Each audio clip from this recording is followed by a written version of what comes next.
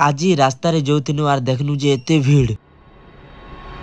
तो सांग मैंने वेलकम बैक टू आमर मिनी ब्लॉग। तो आज आमर केसिंगा रे ऑल इंडिया फुटबॉल टूर्नामेंट चली छे आउ आज तार फाइनल अच्छे। तो छत्तीसगढ़ जगदलपुर खेलबे आउ आमर ओडिशा बलांगीर डिस्ट्रिक्ट खेलबे। आउ यार हीरो एंट्री मारला और हीरो संगे बॉडीगार्ड ब्लैक कमांडो। तो इटा विनिंग प्राइज अच्छे 51,000 टंका और रनर अप केते अच्छे जो मुई नहीं जाने। बहुत बेल तक है ना देखुचु केनाडे भी गुटे भी गोल नहीं हवा। केनाडे गुटे हेले दियो यार आमर बोबा भी फुल खिकरी हेले ना। तमे खेल देखिए चोकोलानी के चेहरा देखिए चोके एटा से छुआ खेलला बेला लागु छे हो।